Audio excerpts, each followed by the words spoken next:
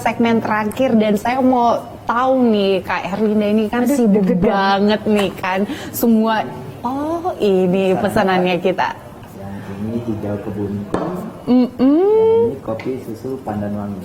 Oke. Tapi terbalik deh. Kayaknya Iya. si cantik yang sebelah sana deh kayaknya. Iya, oke, makasih. Oke Kak, nanti kayaknya aku mau tanya dulu apa mau kita minum dulu nih? Oke, kita minum dulu deh kalau kayak gitu. Iya, kayaknya tapi kamu mau yang kopi atau kamu mau yang jus nih? Karena Oh, aku boleh aja, kakak kan nggak bisa kopi ya? Aku kopi sih bisa. Cuma lagi kebetulan tadi agak sedikit telat makan. Oh jadi gitu, lagi berarti kita tukeran aja ya? Oh, Oh boleh dong. Lagian saya kan baru pertama kali kesini, saya pengen banget cobain kopinya. Ini sedotannya juga ini ya Kak? Maksudnya udah nggak plastik lagi ya? Dong. Kita kan harus menjaga lingkungan, jadi ini yang ramah lingkungan. Yang ramah lingkungan juga. Betul. Luar biasa loh ini. Kopi perempuan tani, saya coba ya. Nanti habis ini kamu cobain ini deh. Ini berasa banget pandannya, enak. Ya Kak, aku mau lanjutin tadi pertanyaannya. Ini kan Kak Erlinda tuh kalau aku bilang sibuk banget deh. Yang ngurusin di KSP, aktif juga di lapangan untuk banyak aduan dan di sini juga untuk handle yang namanya di Kopi Tani Perempuan Tani. Nah ini untuk mengatur waktunya sendiri nih gimana sih Kak? Iya, harus dengan manajemen yang ketat ya. Artinya satu sisi kan sebagai perempuan mempunyai kewajiban di rumah. Iya. Dan punya 2 putra juga, pastinya itu harus dengan manajemen waktu yang skala prioritas. Apalagi sekarang di kantor staf presiden pastinya memang untuk negara, jadi prioritasnya itu harus betul-betul kita pilih untuk negara juga. Nah, artinya disinilah tantangan bagi perempuan-perempuan bekerja termasuk saya, sehingga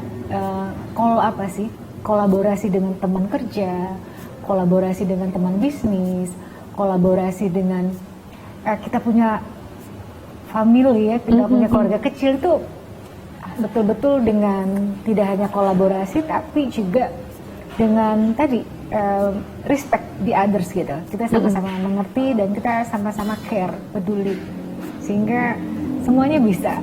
Dan karir saya juga dibangun dari bawah ya kan, dari aktivis, dari ibu rumah tangga juga, pernah juga jadi guru ya kan di SMP Negeri 49 dan karir yang betul-betul dari bawah. Tapi sekali lagi semua pastinya berawal dengan manajemen waktu, dengan komitmen dan yang pasti juga dedikasi kita untuk apa. Tapi dibantu sama tim-tim yang super tim ya. Terutama kayak KSP kan kita super tim namanya.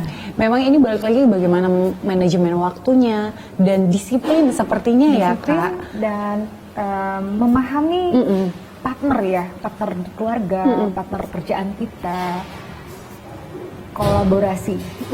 Nah tadi kan Kak Erlinda bilang udah punya 2 anak nih. Anaknya dua-dua ini cowok cewek? Dua-duanya laki-laki. Dua-duanya laki-laki ya. Ini bentar lagi makanya nih mudah-mudahan nggak kayak drama gitu ya film-film karena mudah-mudahan beasiswanya cukup besar diterimanya karena lulus SMA akan berangkat ke salah satu negara dan mudah-mudahan beasiswanya besar sehingga nanti niatnya bagus sih, harus kita support sebagai orang tua karena niatnya tidak hanya mencari ilmu tapi dia juga ingin menjadi seorang pebisnis, namun pebisnis di situ dia ingin nanti merubah satu kebijakan.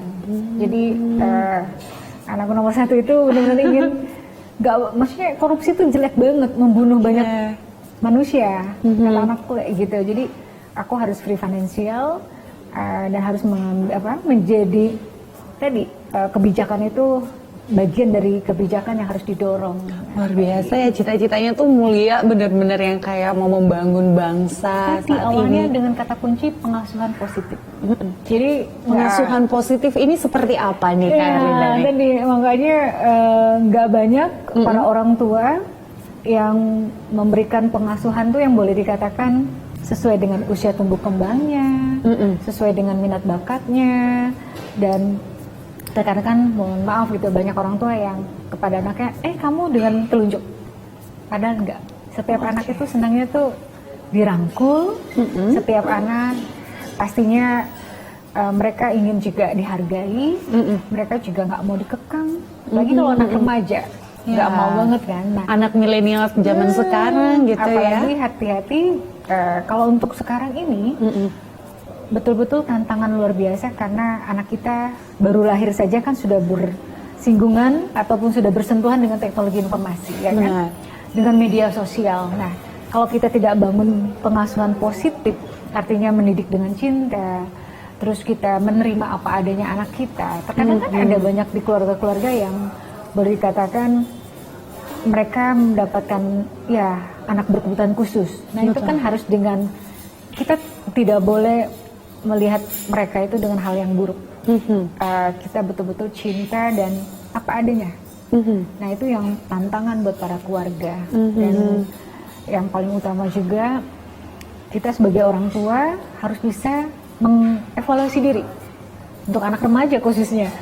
Jangan pernah untuk kita lah yang paling benar, enggak. Kalau misalnya pernah, ya kalau ditanya punya salah nggak sih sama anak, pasti dong. Tapi nggak apa-apa. Kita biasakan dengan budaya yang maafin mama ya nak ya, maafin mami ya, kayak gitu. Atau misalnya pernah janji, adik kakak nanti kita makan malam bareng ya, atau misalnya kita makan apa segala macam.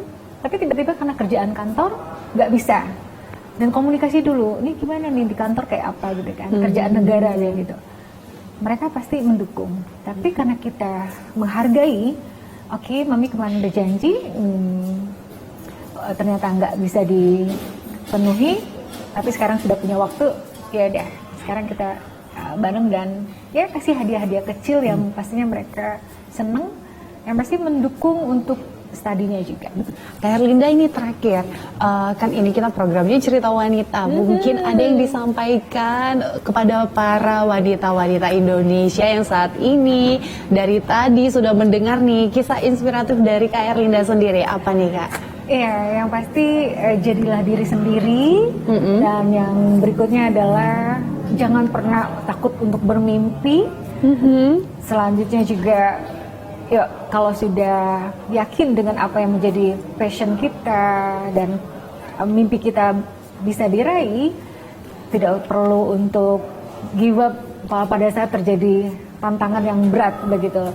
Dan harapannya juga semoga teman-teman perempuan-perempuan di luar sana, wanita-wanita di sana, yakinlah kalian pasti mampu, kalian tuh punya talent-talent yang mungkin kalau saat ini masih belum terlihat.